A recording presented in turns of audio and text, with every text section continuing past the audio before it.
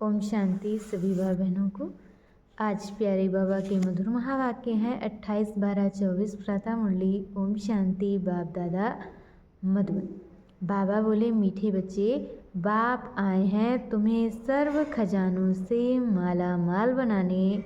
तुम सिर्फ ईश्वरी मत पर चलो, अच्छी रीति पुरुषार्थ कर वर्षा लो, माया से हार नहीं खाओ।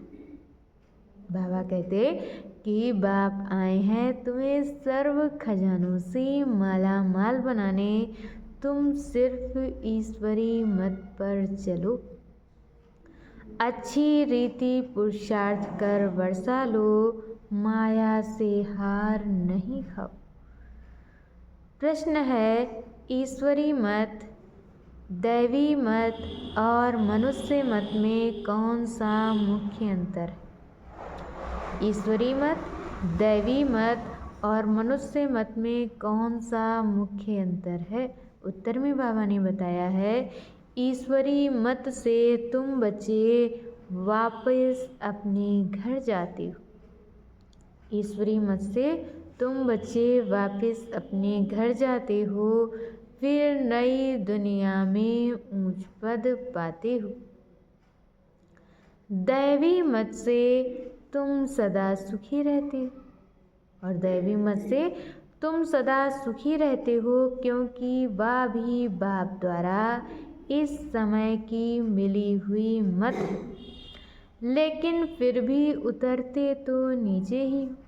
लेकिन फिर भी बाबा कहते उतरते तो नीचे ही हो। मनुष्य मत दुखी बनाती है और ईश्वरी मत पर चलने के लिए पहले पहले पढ़ाने वाले बाप पर पूरा निश्चय चाहिए। ईश्वरी मत पर चलने के लिए पहले पहले पढ़ाने वाले बाप पर पूरा निश्चय चाहिए। ओम शांति। बाप ने अर्थ तो समझाया है कि मैं आत्मा शांत स्वरूप हूँ।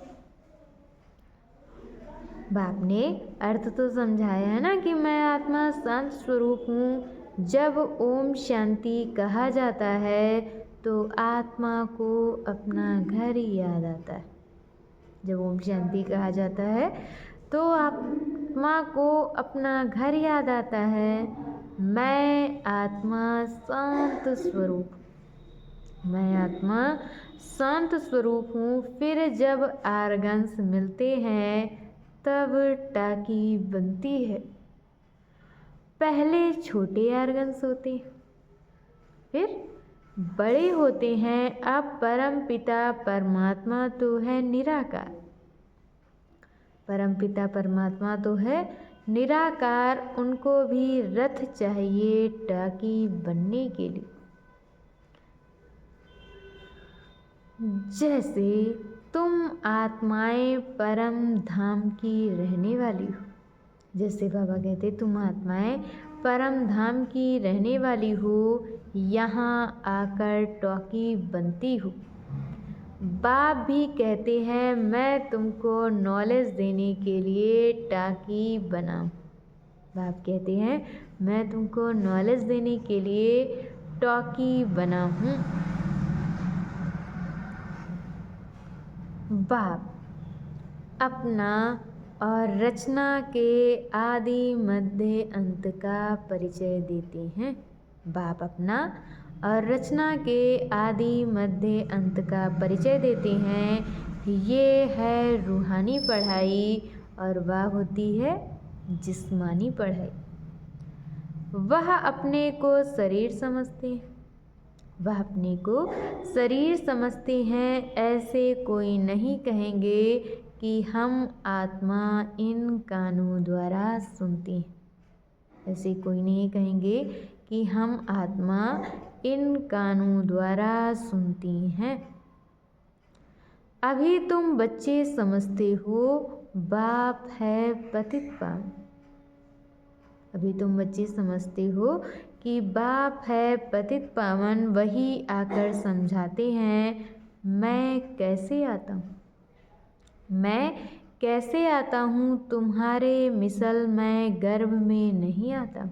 बाबा कहते तुम्हारे मिसल मैं गर्भ में नहीं आता हूँ, मैं इनमें प्रवेश करता हूँ, फिर कोई प्रश्न ही नहीं उठता।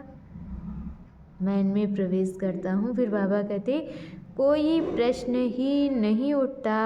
ये रथ है, इनको माता भी कहा जाता है। ये रथ है तो बाबा कहते इनको माता भी कहा जाता है। सबसे बड़ी नदी ब्रह्मपुत्र है। सबसे बड़ी नदी ब्रह्मपुत्र है, तो ये है सबसे बड़ी नदी। पानी की तो बात नहीं, बाबा कहते कि पानी की तो बात नहीं।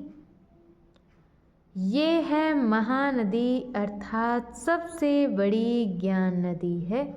ये है महानदी अर्थात सबसे बड़ी ज्ञान नदी है। तो बाप आत्माओं को समझाते हैं, मैं तुम्हारा बाप। बाप आत्माओं को समझाते हैं कि मैं तुम्हारा बाप हूँ। जैसे तुम बात करते हो, मैं भी बात करता हूँ। जैसे तुम बात करते हो, मैं भी बात करता हूँ। मेरा पार्ट तो सबसे पिछाड़ी का है। जब तुम बिल्कुल पतित बन जाते हो, तब तुमको पावन बनाने के लिए आना होता है। बाबा कहते हैं जब तुम बिल्कुल पतित बन जाते हो, तब तुमको पावन बनाने के लिए आना होता है। अच्छा, मीठे मीठे सिकिलधे बच्चों प्रति माता पिता बाप दादा का याद प्यार और गुड मॉर्निंग। रूहानी बाप की रूहानी बच्चों को नमस्ते। हम रूहानी बच्चों की तरफ से रूहानी माता पिता बाप दादा को याद प्यार नमस्ते, ओम शांति, गुड मॉर्निंग। शुक्रिया बाबा, शुक्रिया। और आज बाबा ने मुरली में धारण करने के लिए मुख्य सार दिया है। पहला पॉइंट, अपनी बीमारी सर्जन से कभी भी छिपानी नहीं है। अपनी बीमारी सर्जन से कभी भी छिपानी नहीं है। माया के भूतों से स्वयं को बचाना है। और बाबा कहते माया के भूतों से स्वयं को बचाना है।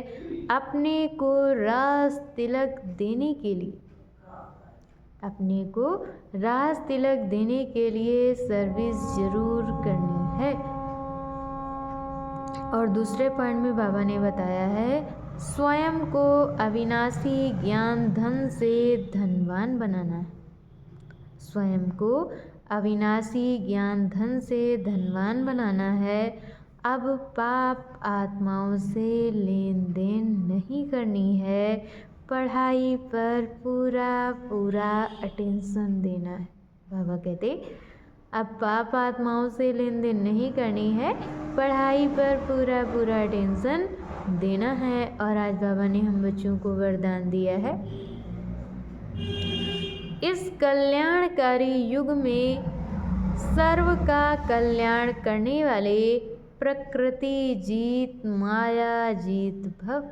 इस कल्याणकारी युग में सर्व का कल्याण करने वाले प्रकृति जीत माया जीत भव। संगम युग को कल्याणकारी युग कहा जाता है। संगम युग को कल्याणकारी युग कहा जाता है। इस युग में सदा ये स्वमान याद रहे कि मैं कल्याणकारी आत्मा हूँ। मेरा कर्तव्य है पहले स्व का कल्याण करना। मेरा कर्तव्य है पहले स्व का कल्याण करना, फिर सर्व का कल्याण करना। मनुष्य आत्माएं तो क्या हम प्रकृति का भी कल्याण करने वाले? मनुष्य आत्माओं तो क्या सिर्फ मनुष्य आत्माओं का ही नहीं बल्कि प्रकृति का भी कल्याण करने वाले हैं। इसलिए प्रकृति जीत माया जीत कहलाती है। जब आत्मा पुरुष प्रकृति जीत बनती है, जब आत्मा पुरुष प्रकृति जीत बनती है तो प्रकृति भी सुखदायी बन जाती है। प्रकृति व माया की हलचल में आ नहीं सकते, उन्हों पर अकल्याण के वायुमंडल का प्रभाव पड़ नहीं सकता।